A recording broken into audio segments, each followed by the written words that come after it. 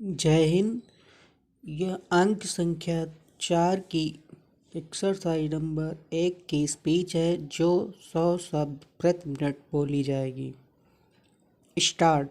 आदरणीय महोदय, हमारे इतिहास के इस अत्यधिक कठिन दौर में आपने मेरे प्रति जो विश्वास दिखाया है उसने मेरा हृदय छू लिया है।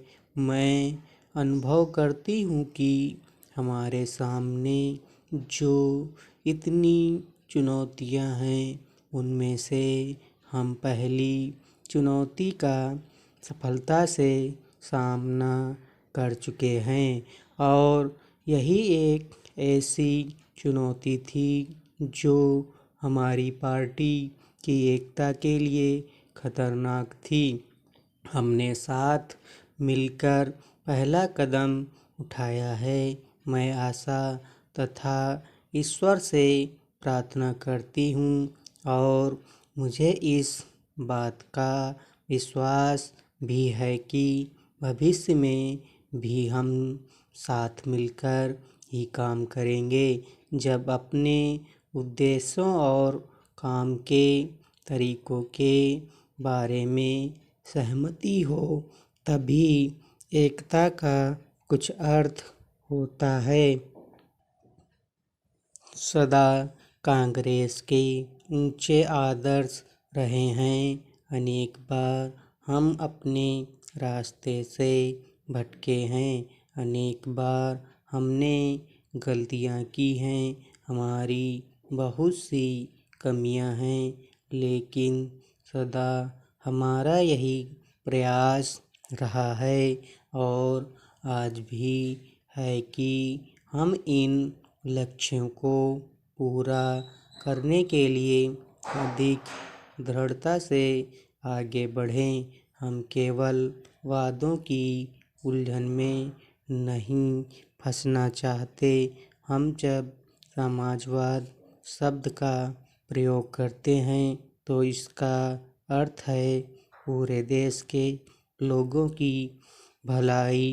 गाँव में रहने वाले भूमिहीन किसानों की भलाई जो गरीबी का सबसे बड़ा कष्ट भोग रहे हैं। हमें इनकी भलाई के लिए भरसक प्रयास करना चाहिए और उन लोगों की भलाई के लिए जो कारखानों में काम करते हैं, लेकिन इसके साथ ही हमें देश की बढ़ती हुई पीढ़ी, देश के युवा वर्ग और बुद्धिजीवियों से भी अपने को अलग नहीं करना चाहिए।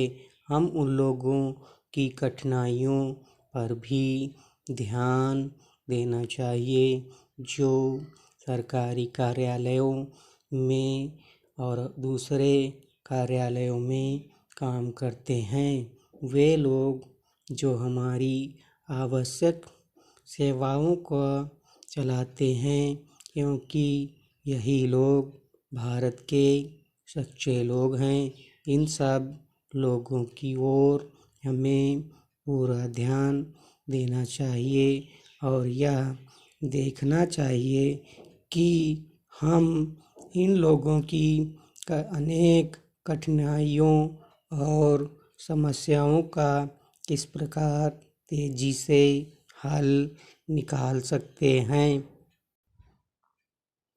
आज कोई भी जिम्मेदार व्यक्ति अथवा पार्टी ऐसा कोई वक्तव्य नहीं दे सकती जिसमें बड़े बड़े वायदे किए गए हों।